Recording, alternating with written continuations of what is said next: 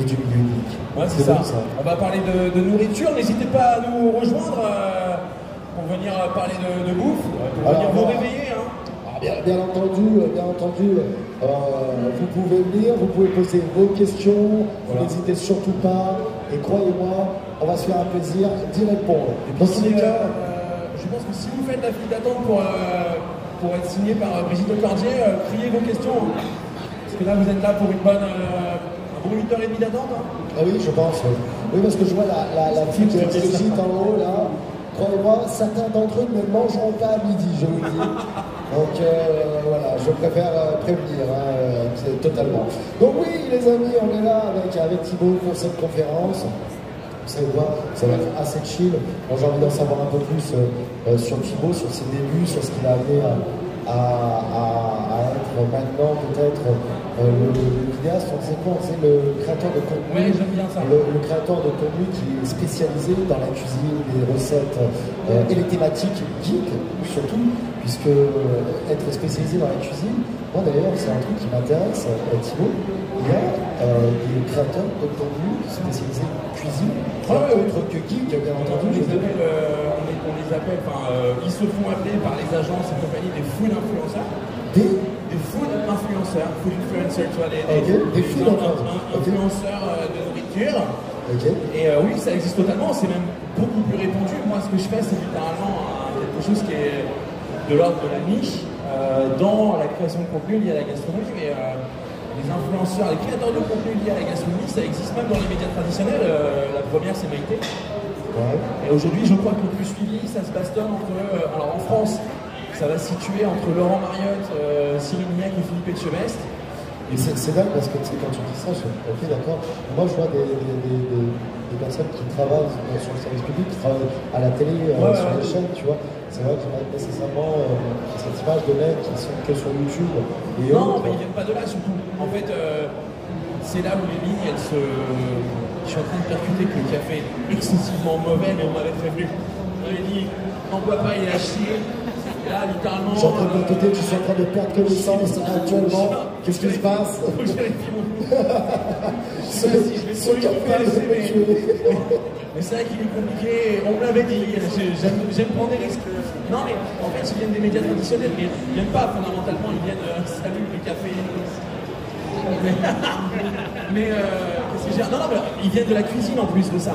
Touchez pas au café, c'était le cascadeur professionnel. Ne refaites pas ça chez vous.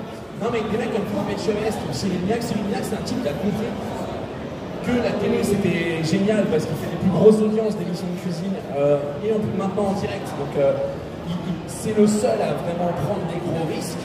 Lui, quand il y a un gratin dauphinois, ça marche pas devant 2 millions de personnes, tu vois.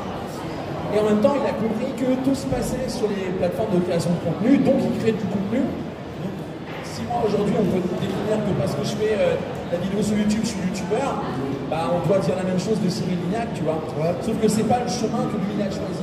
Je crois que dans ce que nous on fait en France, il y a le côté, comme on vient d'Internet et comme on a émergé par Internet, on va avoir cette casquette-là pour toujours. Et même si je dois faire de la télé ou de la radio, on me ramènera toujours au fait que je viens d'Internet. C'est pas péjoratif. Non, ça n'est pas du tout, c'est un fait. Tu vois, c'est genre, c'est une info de base, tu vois, ça n'est péjoratif que dans l'œil ou dans l'oreille des médias dans lesquels tu voudrais travailler et qui sont en face. T'as encore, c'est marrant que je rebondis sur ce que tu es en train de dire, c'est marrant que tu expliques ça, tu as encore des freins, tu as encore des personnes qui te regardent là en disant mais lui c'est pas cuistot, il fait des recettes, non, ça t'arrive plus ça? Non, ça arrive plus. Ça arrive plus et je crois que ça m'arrivait beaucoup à l'époque où moi je vivais un complexe de l'imposteur. Tu sais, quand tu es autodidacte, quand tu te formes tout seul et qu'il y a des trucs qui marchent, tu poses quand même la question de savoir d'où tu viens, quoi. Et moi je me sentais pas légitime. Partant de là, je me suis mis à faire. Pourquoi tu te sentais pas légitime? Parce que je suis pas cuisinier de médecin, tu vois. Et voilà, mais j'ai eu besoin de beaucoup bosser et j'ai dû faire entre 6 à 8 heures de cuisine par jour pendant des mois, des années. Je me suis méga formé et puis un jour j'ai eu envie de passer le CAP pour me rassurer. Et puis il y a un grand chef cuisinier que j'admire, qui j'ai eu le plaisir d'échanger régulièrement, qui m'a dit mais tu ne fais pas pour les bonnes raisons. t'as pas besoin d'un CAP pour travailler, t'as pas besoin d'un CAP pour savoir que tu sais cuisiner, tes recettes sont bien, les gens achètent tes livres, tes vidéos font des vues, et puis nous, moi en tant que chef, quand je te regarde, je vois un chef. Et là je me suis dit, bon c'est bon, le problème de légitimité, il va falloir le travailler au quotidien, mais c'est pas un frein, c'est plus un frein. Quand j'ai commencé, c'était très bizarre. C'était, attends, le gars il fait à manger. En fait, selon l'interlocuteur, je disais pas la même chose. Je dis, moi j'apprends aux gens à reproduire les plats qu'on voit au cinéma. Alors, n'importe quel cas, les chefs cuisiniers, le cinéma, c'est bien. Mais quand tu te trompes, par exemple, tu vois, je sais pas, à France Info, un jour, je dis, bah oui, les animés, je fais la cuisine comme dans les animés. Et c'est ça, quand tu regardes les animés, que le bol de ramen de Naruto, il est hyper accurate, il ressemble à un vrai putain de bol de ramen que tu mangerais dans un raménia. Et il y a un respect pour ça, parce que c'est intégré dans la culture au Japon. Ici, beaucoup moins. Donc le mec me dit, ah oui, les dessins animés, ouais, genre c'est pas sérieux. Et on est renvoyé littéralement à la pop culture. Dans ce sens, elle n'est pas sérieuse. Elle fait vivre des millions de personnes dans le monde. Elle génère des chiffres d'affaires qui ne connaissent pas de problématiques d'inflation.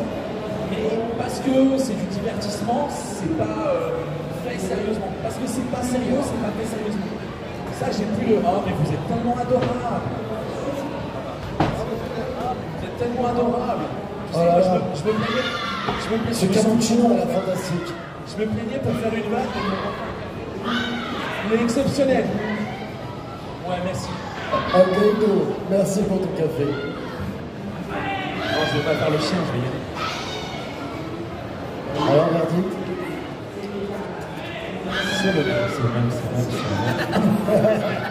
Ça va, c'est bon. Il reprend les couleurs, Non, mais tu vois, non, je vis plus ça. Et puis surtout, ça me m'atteint plus. Et je crois que c'est bizarre, mais je crois que je le vivais plus quand je le laissais m'atteindre. Maintenant, tu vois, je fais au moins 2 vidéos par semaine, plus une vidéo sur YouTube, plus 2 à 4 heures de direct. Toutes les semaines. Je cuisine plus que la majeure partie des gens qui pouvaient me critiquer à une époque. Et surtout, je me forme, je voyage, j'apprends. Toi, Thibaut, tu as des locaux dans tes émissions, stream, vidéos enregistrées, des nombreux invités qui viennent et autres, tout ça.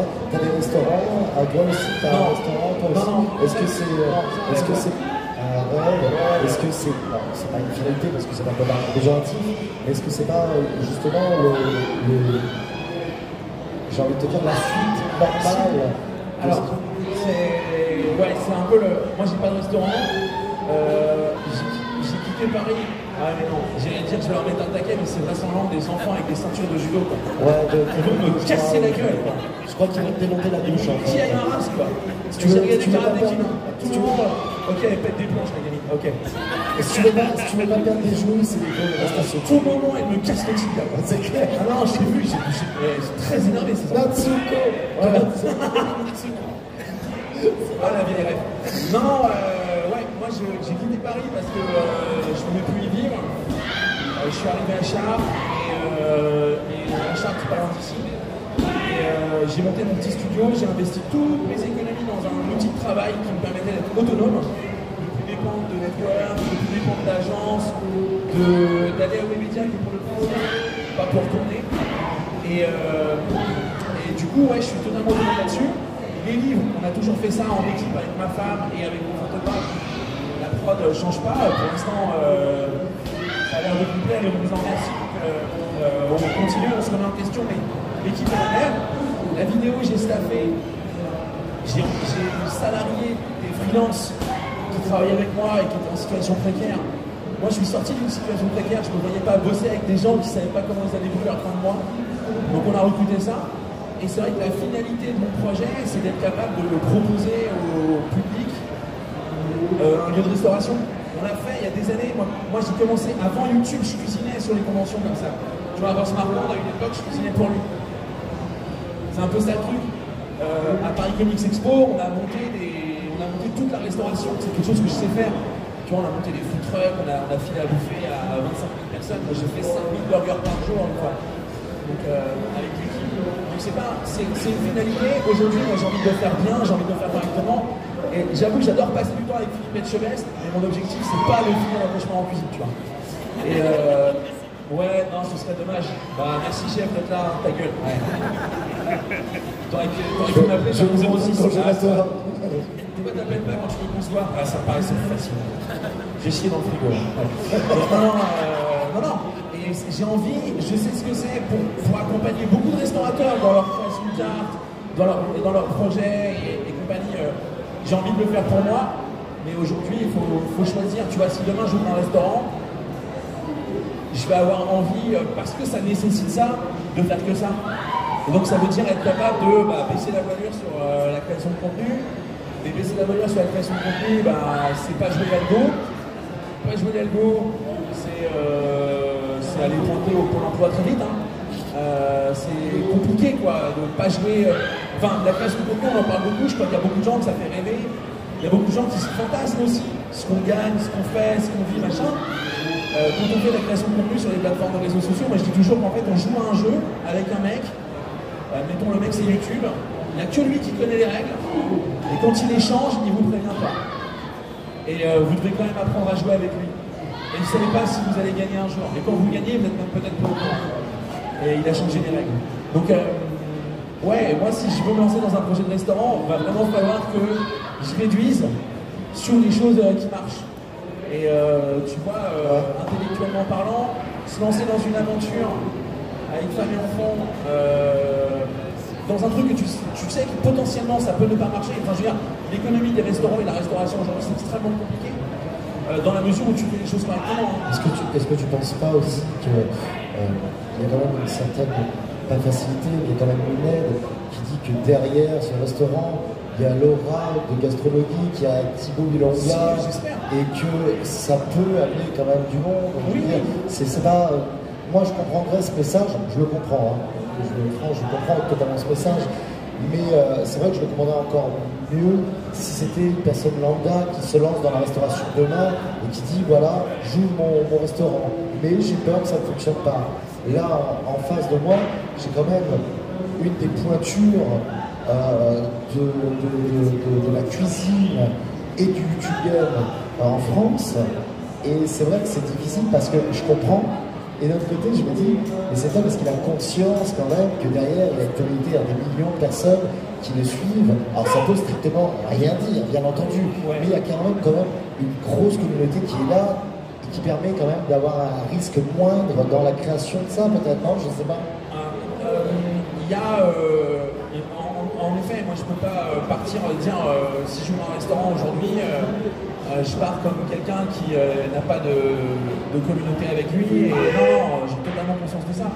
La difficulté du restaurant, c'est pas d'être capable de faire venir à un instant T ou de polariser à un instant T X personnes et de motiver et compagnie. L'économie du restaurant, elle se fait au quotidien. Et typiquement, tu vois, il y a un truc qui est que moi j'ai la chance d'être suivi par une communauté extrêmement engagée, extrêmement bienveillante. On fait un financement participatif par an pour des projets de livres qu'on ne pourrait pas faire en temps normal, hors comme ça. Donc je sais qu'il y a des milliers de personnes, très simplement, qui sont derrière nos projets et qui attendent qu'on fasse ce qu'on a à faire.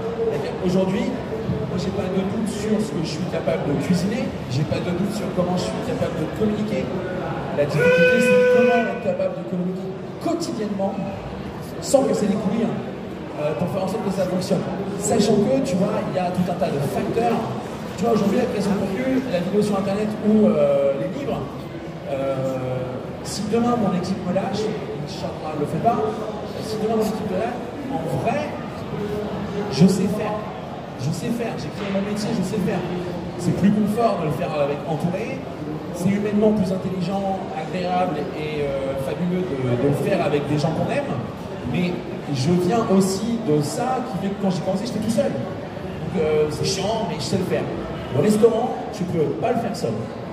Et surtout, c'est un truc, tu travailles. Moi, tu vois, je vais prendre un exemple. C'est la même chose pour les chefs étoilés qui passent à la télé, qui sont connus et qui courent dans le restaurant. Tu sais, quand tu as quelqu'un comme Hélène Darroze, qui est élue meilleure femme chef du monde, 2 fois triplement étoilée Michelin, jury de Top Chef, elle est à la télé 3 mois par an, elle est dans les médias, elle est suivie et compagnie. Cette année, elle a fermé 2 restaurants. Alors, est-ce pas parce que c'est mauvais, hein, c'est parce que la cible ne correspond pas Enfin, elle ne trouve pas la cible, elle ne trouve pas la clientèle. Peut-être ses prix sont trop élevés, peut-être ses charges sont loyers trop élevées.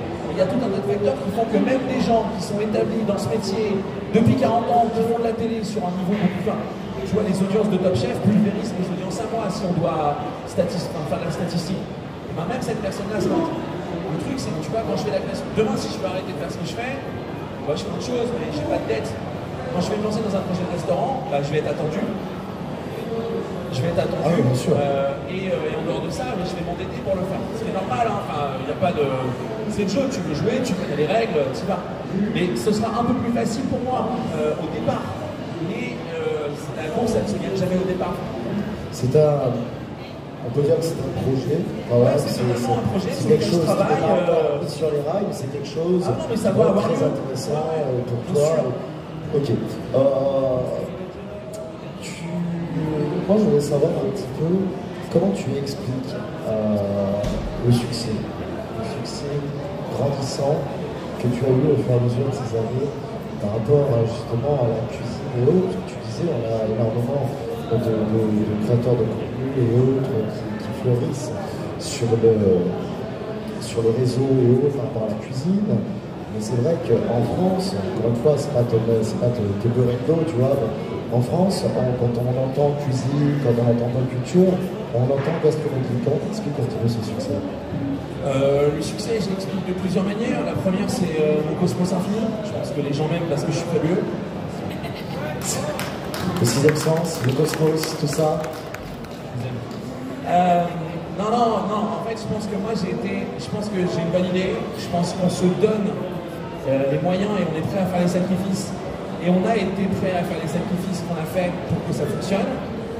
Et je pense qu'on est arrivé, mon équipe et moi, avec un projet qui ne prenait pas les gens comme nous pour des gens bons. Moi, quand j'ai eu envie de faire ça, ça n'existait pas. Ça n'existait pas publié par un grand éditeur dans une grande maison de livres de cuisine.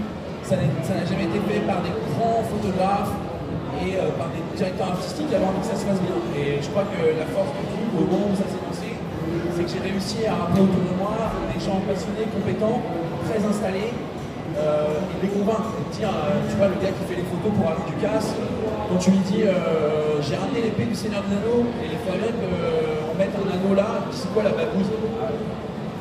La bagouze, c'est l'anneau unique. Tu vas allumer ton appareil photo, puis tu vas bosser d'un ton pour ça. Tu vois, et c'était ça, c'était la bagarre, mais ils ont cru en moi, et voilà. Et au moment où moi je suis arrivé, tu as l'essor des émissions de télé de cuisine. Toutes les chaînes se sont dotées de leur émission Masterchef, Top Chef, qui sera le prochain grand pâtissier. Tout le monde parlait de bouffe. En France, on a un intérêt pour ça qui est connu. Pour la gastronomie, bien sûr. Voilà. Et en parallèle de ça, la pop culture a commencé à entrer dans le quotidien des gens. C'est-à-dire que être geek, c'était plus un truc qu'on pointait du doigt. Moi, le mot, je n'aime pas seul. Ça me plaît pas parce que ça veut tellement dire plein de choses pour plein de gens différents qu'au final. Et puis, on a connu cette époque où c'était un peu. Quand j'ai dit à Maderon que je faisais du jeu de rôle et le soir elle allume la télé, et puis il y a un reportage sur Antenne 2 qui dit que je vais vraisemblablement devenir psychotique et tuer des copains. Pose cette manette, mais on joue à Mario, il est gentil. Tu vois, il y avait ce côté-là. On est sorti de ça et on est arrivé à tu vas au bureau, peu importe où tu travaillais, tu travailles en banque, tu travailles à Carrefour, tu travailles à la Poste, tu travailles où tu veux. Et à la machine à café, on parle du nouvel épisode de Game of Thrones, on parle de Walking Dead, t'as vu Lost, et puis les grands médias, TF1, M6, ont acheté des séries qui performaient comme Heroes et tout ça. Et moi, je suis arrivé à la confluence de tout ça, avec un projet qui ne prenait pas la communauté de l'imaginaire pour des gens bons. Moi, quand j'ai amené mon projet chez Hachette, la première réunion, je suis tombé sur des gens bienveillants. Je me dis, mais ça existe déjà. Je leur ai dit, non, enfin, je comprends, j'achète tout. Le mec, il m'a dit, bah, on a ça. Et tu sais, il m'a poussé le premier livre de cuisine Star Wars que j'ai vu. C'est un petit livret, le papier est assez lourd, on peut facilement se torcher avec. Et il y avait des emporte-pièces en alu, mais là, c'est la tête de Yoda. Et si tu le serres un peu, c'est les couilles à Vador, tu vois. C'était mal fait, mais ils en vendaient plein. Et donc, peu importe que ce soit mal fait, comme ils en vendaient plein, ils avaient pour eux de se dire, bah, on a raison, on en vend. On sait, nous. Et je leur ai dit, mais rendez-vous compte que, en fait, moi, la démo du mec, c'était, tu vois, ça c'est un cookie. Ouais. Et Et ça, c'est un Wookie. Ouais. Si je mets une figurine de Wookie dans l'assiette des cookies, là, je leur dis, ça fait des Wookie. Exactement. Mais tu vois, c'est ça que tu me vendais. Moi, j'avais pas envie de faire ça. J'avais envie de te dire comment on recrée le décor de la scène où le mec mange, comment on recrée le plat et comment on t'apprend à le faire à la maison. Et comment on le fait bien avec les vraies illustrations. Avec ouais, toi, t'étais plus sur la pédagogie de la chose que... Ouais, la vulgarisation, mais faire ça bien. Moi, je veux bien vendre des livres à 20, 25 ou 30 balles. Je veux juste que quand tu l'achètes, tu me dises j'en ai pour mon argent. Et on s'est pas foutu de ma gueule. Et le mec qui l'a écrit, c'est pas un marketeur qui a vu 2 épisodes et qui s'est dit oh putain trop fort.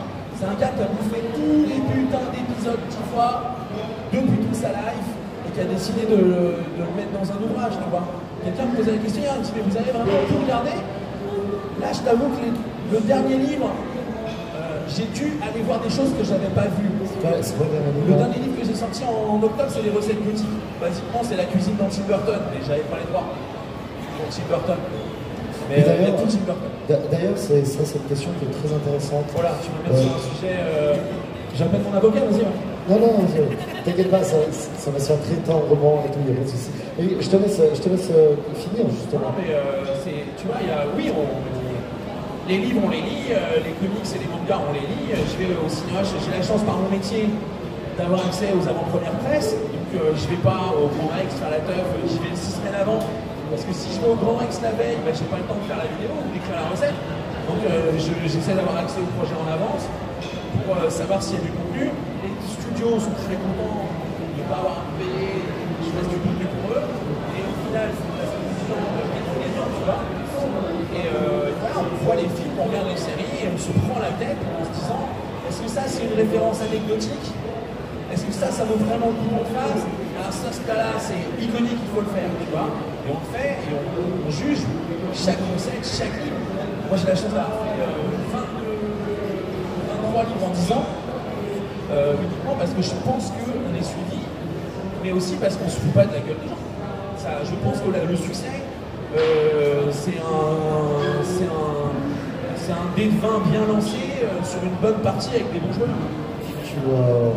Tu parlais justement de thématiques, qu'elles soient cinéma, on parle de pop culture en général, cinéma, séries, animé, manga et autres. Quand on fait des livres qui ont pour thématique Dragon Ball et autres, comment ça se passe justement en termes de droit? Qu'est-ce qu'il faut faire en amont?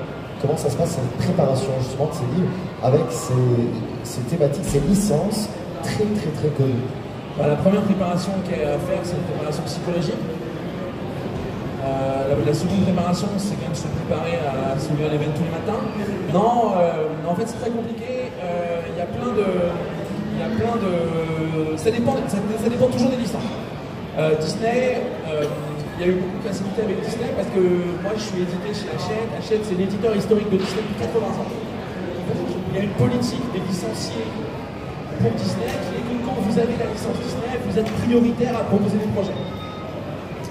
Parce que vous avez fait vos preuves, parce que vous savez faire des livres, parce que vous connaissez les chartes, que vous êtes formé sur les marques, et que du coup, ils n'ont pas à vous demander de réapprendre les licences. Vous connaissez les Disney Princesses et roule. Et en fait, après, c'est aussi des gens qui... Il y a de l'édito, et puis chez les éditeurs ou chez les licenciés, ou chez les ayants droit, il y a des gens qui savent faire 1 plus 1. Et nous, gastronomie, un livre de cuisine, quand ça vend bien, il y a 50 livres de cuisine qui sortent par semaine en France à peu près. C'est extrêmement concurrentiel. Un livre de cuisine entre 6 et 10 000 ex sur une année, il a bien vendu. Nous, gastronomie 1, les gens ils vont faire un cadeau fabuleux, c'est qu'on a dû faire 20 000 ex en 6 semaines. Donc en fait, tout le métier est obligé d'en parler. Pourquoi? Parce que les statistiques de vente, il y avait notre livre au-dessus de tous les grands chefs, au-dessus, tu vois, c'était assez colossal.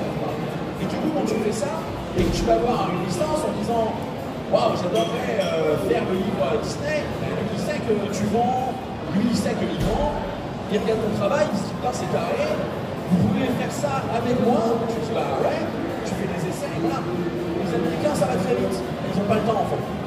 Ça va vite. Tu bosses bien, si tu fais ce que tu dis, tu leur fais valider, ça va vite. Le Japon c'est beaucoup plus compliqué, le livre de Dragon Ball, officiel, c'est 50 développements. Mais moi, en vrai, j'ai passé 6 mois dessus. ça a passé 4 ans et demi au Japon. À être discuté par des mecs, parce qu'en plus de ça, il y a le mot il est peut-être pas précis, mais il y a un racisme culturel qui fait que je suis pas japonais.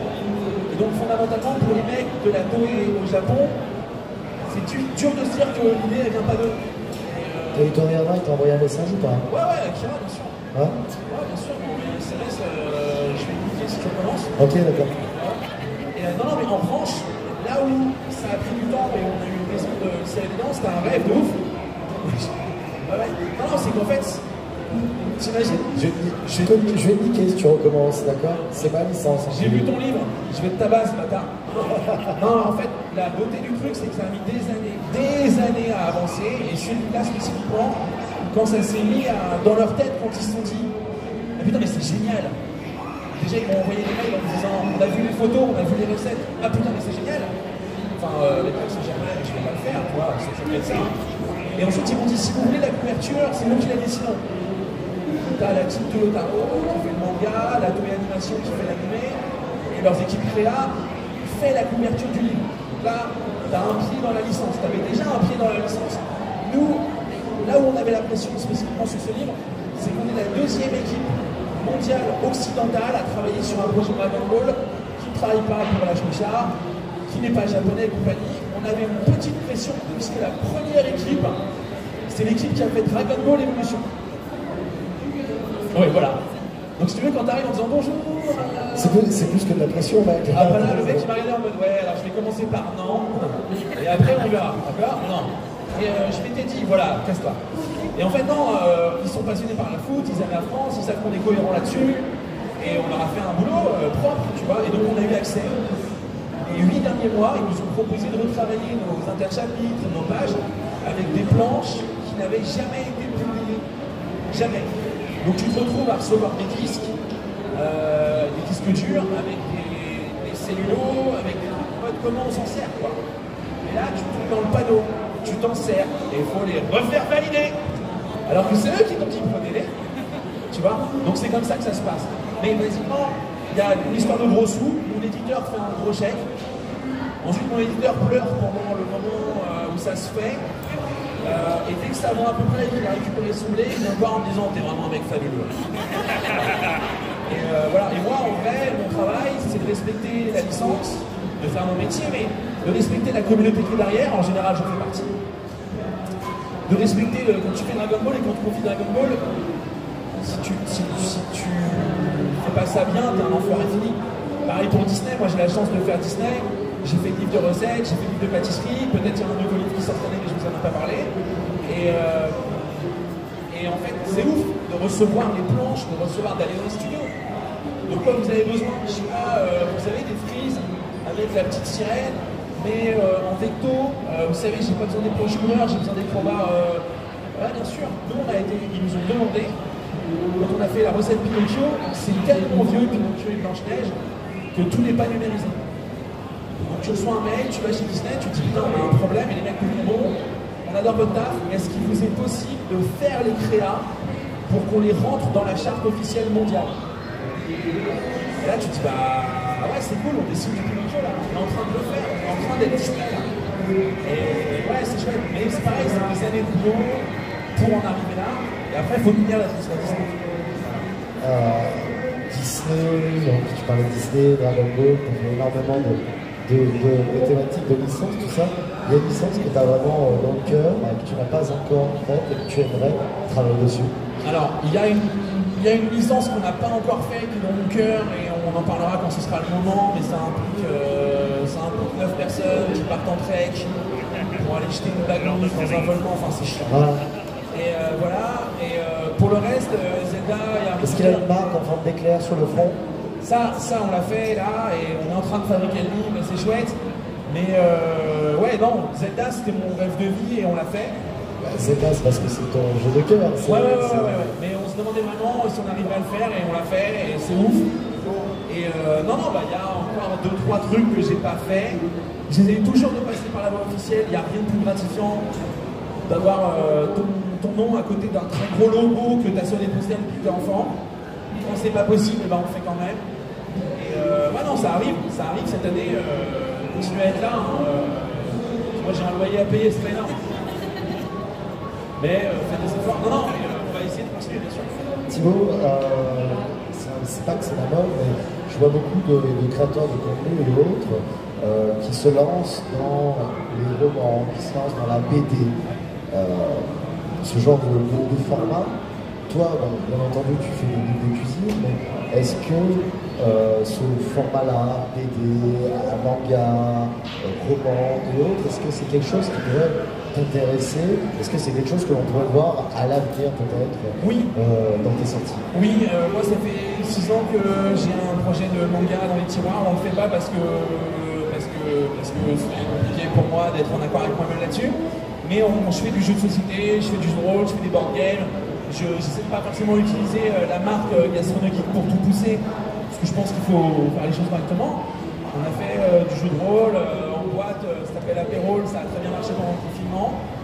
On a fait Tsunami Island Battle Royale, qui est un jeu, un board game de Battle Royale qui a très bien marché aussi. Et puis ça c'est un truc. Et la BD, le manga, tout ça, ouais, je veux juste le faire avec les bonnes personnes au bon moment. Voilà. Mais oui, moi la cuisine, j'en ai marre depuis déjà quelques années, mais bon, c'est un petit peu... Non mais ça rapporte du blé, ça rapporte du blé. J'en ai plein de cul de faire à bouffer. Viens, on fait un board game, ça m'intéresse. Ouais, chaud. Allez, ça va. Messieurs, dames, s'il vous plaît, applaudissez Gastronomie, continuez de pour cette petite demi-heure, je crois, combien on s'appelle là? Je crois qu'on avait une heure ensemble, mais c'était une demi-heure. J'ai tenté de c'est pas qui il fait des signes de main. C'est pour ça que je suis désolé, il est en train de faire des fêtes et tout. Alors, merci à tous. On peut vous retrouver, Thibaut, on te retrouve sur le stand de Culture. Non, je suis là sur le stand dédicace à 14h30 jusqu'à 15h30. Et stand Cultura aussi ou pas? Le stand Cultura, ils ont les livres, si vous ne les avez pas, vous pouvez les acheter là-bas. C'est très important. Est-ce qu'ils ont encore des livres? Ouais, ils se sont motivés. Ok. Ouais, ils ont été en chercher au magasin. Ok. Et ils sont adorables. Et vous n'en avez même pas besoin. Vous pouvez y aller, bien sûr. Mais moi, je signe de 14h30 à 15h30 uniquement. Et sur l'espace, on aura les livres. Si vous n'en avez pas, vous pouvez trouver nos nouveautés sur l'espace. Et puis, bah voilà, en tout cas. Merci beaucoup, mon Merci à toi, merci à vous. Merci beaucoup. Et restez pour Tina.